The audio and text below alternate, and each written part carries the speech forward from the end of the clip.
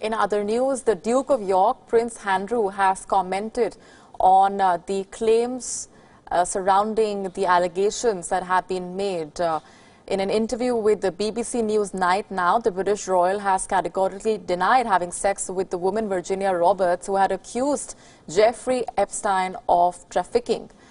Roberts had said that Epstein forced her to have sex with Andrew in 2001 when she was 17 years old. She had stated that Epstein flew her around the world on his private planes to have sex with powerful men, and she had sexual encounters with Prince Andrew in London and New York and in the US Virgin Islands.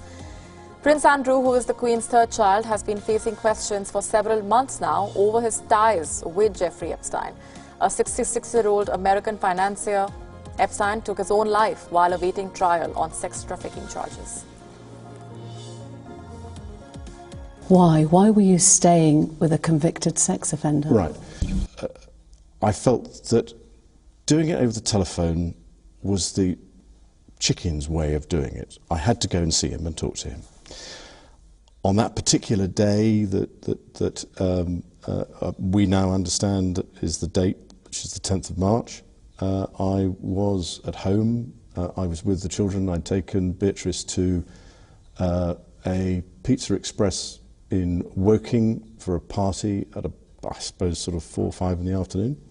Why would you remember that so specifically? Why would you remember a Pizza Express birthday and being at home? Because going to Pizza Express in Woking is an unusual thing for me to do.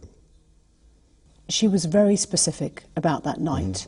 She described dancing with you and you profusely sweating, and that she went on to have bath, possibly. There's a slight problem with the sweating, because I have a peculiar medical condition, which is that I don't sweat, or I didn't sweat at the time, and that was, oh actually, yes, I didn't sweat at the time because I had suffered what I would describe as an overdose of adrenaline in the Falklands War when I was shot at.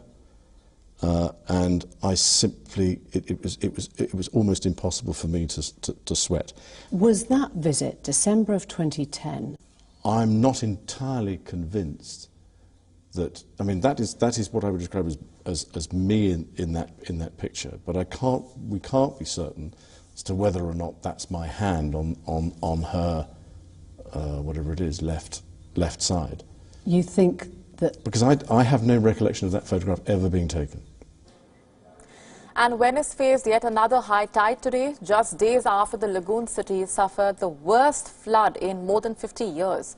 The high tide of around 160 centimeters hit its peak this evening, submerging the historical St. Mark's Square, which has been inundated since Tuesday.